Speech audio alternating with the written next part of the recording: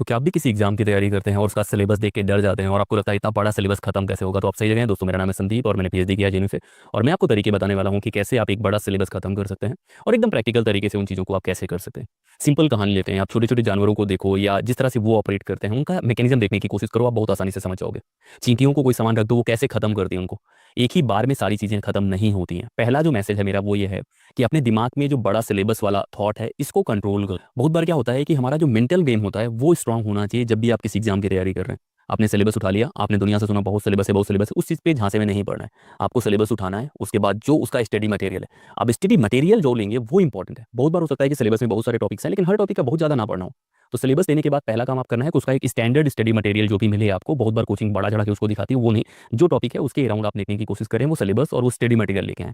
एक बार आपके पास study material आ गया, अब क्या करें? अब डेली उसको पूरा नहीं देखना है एक साथ। कोई भी काम खत्म करने का सिंपल तरीका है, उसको छोटे छोटे हिस्सों में बांट लें। घर जब बनता है तो एक साथ सारा नहीं बनता है। पहले न्यू बनती है, उसके बाद फिर कुछ स्टेप होता है, फिर कुछ स्टेप होता है, फिर ऐसे ऐसे करके खत्म होता है। तो अपने मेंटली अपने आप को क्लियर करो कि बड़ा सिलेबस कोई बहुत तूफान नहीं है। दुनिया के जितने भी एग्जाम है उसका सिलेबस ऐसे ही बनाया जाता है जो पढ़ने के बाद लोग निकाल लें। तो पहला काम है आपको सिलेबस का जो डर है वो निकालना है। दूसरा काम करना है आपको सिलेबस लाना है और उसका जो स्टडी मटेरियल है वो लेके आना है। तीसरा काम है अब उसको आपको छोटे छोटे हिस्सों में बांट लेना है। छोटे छोटे हिस्सों का मतलब है कि मान लीजिए यूपीएससी की आप तैयारी कर रहे हैं, पेपर 1 पेपर 2 ऐसे ऐसे करके होगा। या आप पॉलिटी हिस्ट्री इस तरह में बांट कर सकते हैं, डिवाइड कर सकते हैं। यूपीएसआई की कर रहे हैं तो उसके 4 सेक्शन है, उसके हिसाब से पीसीएस है, कोई भी एग्जाम है उसको वैसे आप डिवाइड कर सकते हैं। वो करने के बाद फिर आप स्ट्रेटजी बनाएंगे कि कौन सा सब्जेक्ट किस तरह से पढ़ेंगे। एक वीडियो जो है हाउ टू रीड बुक्स वाला, एक वीडियो मैंने बनाया है कि किताबें कैसे पढ़ते हैं, वो देखने की कोशिश करना, उससे कनेक्ट करने की कोशिश करना। सिंपल है कि एक बार आपके पास मटेरियल आ गया है तो जैसे सावन में नहीं होता कि कोई जानवर छूट जाता है तो उसे घास चरने का मौका मिले, तो वो क्या करता है, वो जितना खा सकता है उतना खाने की कोशिश करता है। आपको भी वही अप्रोच लगाना है कि जितना देर आप पढ़ सकते हैं उतना पढ़ने की कोशिश करो, 10 से 12 घंटे पढ़ने की कोशिश करो। और पहले राउंड में आपने छोटे छोटे हिस्सों में तो बांट लिया होगा, पॉलिटी हिस्ट्री जियोग्राफी अलग अलग तरीके से बांट लिया होगा। उसके बाद कैसे पढ़ना है, तो एक एक स्टेप करो कि चैप्टर वाइज पढ़ने की कोशिश करो। और जब भी आप पहला राउंड पढ़ने की कोशिश करोगे सिलेबस में, ये उम्मीद मत करो कि आप एक ही बार में सब कुछ याद कर लोगे। ज़्यादा बच्चे वो डर जाते हैं जिनकी स्पीड 5 पेज 6 पेज 10 पेज होती है पढ़ने की, क्योंकि आप उसको एक ही बार में सब याद करने की कोशिश करें, एक बार में सब याद नहीं होगा। और जैसे ही आप बहुत डीप पढ़ने की कोशिश करेंगे कि पहली बार में सब याद कर लूंगा, तो सिलेबस बहुत बड़ा जो है ना आपको नजर आएगा, आप डर जाएंगे। तो आप जितना जल्दी फिनिश कर पाएं, जल्दी करने का मतलब ये नहीं क्या पढ़ना है नहीं, आप पढ़ें लेकिन इसकी रीडिंग करें, जल्दी जल्दी पढ़ें, क्या इंपॉर्टेंट है टिक करते जाएं। और एक बार जब आप पूरा कवर कर लें, साथ ही साथ ये चैप्टर वाइज, जैसे आपने 2 चैप्टर पढ़ा, 2 दिन बाद उसको रिवीजन में डाल देंगे और पढ़ते रहेंगे। तो पढ़ना भी है, रिवाइज भी करना, नहीं तो आप भूल जाएंगे। तो इस तरह से कवर करने की कोशिश करो। जब भी आप नई शुरुआत कर रहे हो किसी एग्जाम की, तो 5-6 घंटे आपको न्यू रीडिंग पे देनी है, नई रीडिंग पे देनी है, 2 घंटे आपको रिवीजन में देना है, और फिर आप मॉक 2 महीने 3 महीने बाद शुरू कर सकते। तो ये बेसिक चीज़ें हैं जो आपको पालन करना है। डर निकालना है अपने दिमाग से सिलेबस का, क्योंकि अगर वो टफ नहीं होता एग्जाम तो आप उसकी तैयारी नहीं कर रहे होते। तो आपने खुद सेलेक्ट करा है कि आप किस एग्जाम की तैयारी करेंगे, उसका सिलेबस बड़ा हो सकता है। तो सिलेबस बड़ा है तो आप स्टडी मटेरियल लाइए, स्टैंडर्ड लाइए। और स्टडी मटेरियल में बहुत बार क्या होता है कि आप लोग मल्टीपल पढ़ने की कोशिश करते हैं, इस वजह से सिलेबस बड़ा हो जाता है। मान लीजिए मुझे पॉलिटी पढ़ना है, पॉलिटी में 15-20 टॉपिक है। अब मैं उसको 10 मटेरियल से पढ़ूंगा तो 10 गुना ज़्यादा हो जाएगा। मुझे एक मटेरियल यूज करना है और इंटरनेट का यूज करना है। अगर मान लो कि कोई मटेरियल आपने पढ़ा, आपको लगा यार ये टॉपिक नहीं समझ में है, तब आप यूट्यूब और बाकी जगह यूज कर सकते हैं। लेकिन पहली बार में ही आप 10 मटेरियल मत पढ़िए।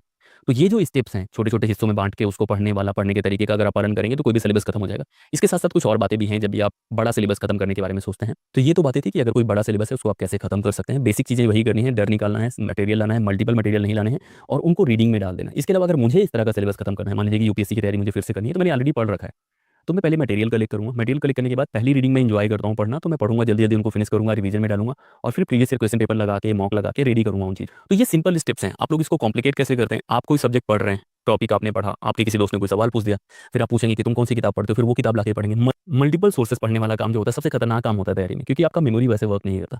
अगर आप मल्टीपल सोर्सेस याद करेंगे या पढ़ने की कोशिश करेंगे तो आपका ब्रेन उनको बहुत ज़्यादा पिक नहीं करता। एक स्टैंडर्ड सोर्स रखो, उसके साथ इंटरनेट का यूज़ कर लो, वो बेहतर तरीका होता है। तो ये तो बेसिक्स हैं कैसे आप बड़ा सिलेबस खत्म करेंगे। मल्टीपल सोर्सेज मत रखना, सिलेबस का डर मत रखना, पढ़ाई जितना कर सको उतना शुरू करने की, 10 से 12 घंटे पढ़ने की कोशिश करो और जितना जल्दी पढ़ पाओ। और एक गलती जो ज़्यादातर बच्चे करते हैं, डीप रीडिंग वाला, कि पहली बार में ही आप सब पढ़ जाएंगे इसलिए 1 घंटे में 3 पेज पढ़ोगे। 1 घंटे में 3 पेज पढ़ोगे तो 10 घंटे में 30 पेज पढ़ोगे। एक महीने में आप लगभग कितना 900 पेज पढ़ पाओगे, और वो भी याद कुछ नहीं हो। बहुत बार आपको 1000, 5000, 2000 पेज भी पढ़ने पड़ सकते हैं। तो आप स्पीड बढ़ाओ अपनी, ज़्यादा जल्दी पढ़ने की कोशिश करो। और सिलेबस में हर चीज़ इंपॉर्टेंट नहीं होता, ये भी आपको पता होना है। तो ये बात आपको तब पता लगेगी जब आप प्रीवियस ईयर क्वेश्चन पेपर लगाएंगे। तो पहली शुरुआत में तो आपको सब पढ़ना है एक बार, लेकिन जब आप second round, third round reading और रिवीजन में आएंगे तब आपको पता लगेगा उतना तो सिलेबस है ही नहीं। इस लक्ष्मीकांत का एग्जांपल लेते हैं, लगभग 800-900 पेज की किताब होगी। शुरू में आप लाएंगे यार 900 पेज कैसे खत्म करेंगे, तो 900 पेज खत्म करने में अगर आप मान लीजिए 10 स्पीड है आपकी, तो कितने घंटे आपको चाहिए होंगे? लगभग 90 घंटे। मैं बोलूँगा कि 90 घंटे चाहिए होंगे। 90 घंटे मतलब 9 दिन सुबह से लेकर रात तक आप पढ़ेंगे तो खत्म कर पाएंगे। लेकिन अगर आप इसकी रीडिंग करेंगे, अच्छे से रीडिंग करेंगे तो उसको जल्दी पढ़ सकते हैं। लेकिन एक बार पूरा पढ़ने के बाद भी आपको कंप्लीट याद नहीं होगा। तो आपको उसको मल्टीपल बार तो पढ़ना ही है, तो उस तरह से दिमाग लगाओ। तो बहुत बार ये जो डर होता है, बहुत लोग पूछ रहे थे कि बड़ा सिलेबस कैसे खत्म करते हैं। कोई भी सिलेबस इतना बड़ा नहीं होता कि वो खत्म ना हो। बहुत लोग बहुत शौकीन होते हैं किताबें पढ़ने के, तो बहुत स्पीड होती है उनकी। तो उस डर को निकालो, पढ़ो, शुरू करो, और मल्टीपल सोर्सेस मत करना, डीप रीडिंग के चक्कर में मत पढ़ना। डीप रीडिंग से लाख गुना बेहतर है उस चीज़ को 5 बार रिवाइज करना। एक किताब है, आप 5 की स्पीड से उसको पढ़ने की कोशिश कर रहे हैं, और आप एक बार उस किताब को पढ़ पाते हैं, बहुत डीप पढ़ते हैं। उससे 10 गुना ज़्यादा है कि उस किताब को 5 बार आप पढ़ें, थोड़ा स्पीड से पढ़ें, क्योंकि आपका ब्रेन रिपीटिशन के बाद याद ज़्यादा रहता है। आप शौक के लिए तो पढ़ नहीं रहे हैं कि उससे एक-एक चीज़ मैं निकाल लूँगा, आप उसको इसलिए पढ़ रहे हैं ताकि आप उसको याद कर पाएँ। तो जो ट्रिक्स मैं आपको बताने की कोशिश कर रहा हूँ, वो एग्ज़ाम पर्सपेक्टिव से है कि कोई भी एग्ज़ाम अगर आप निकालना चाहते हैं, तो उसको कैसे निकालेंगे। तो उसके पर्सपेक्टिव से रिवीजन बहुत इंपॉर्टेंट है, रिपीटिशन बहुत इंपॉर्टेंट है।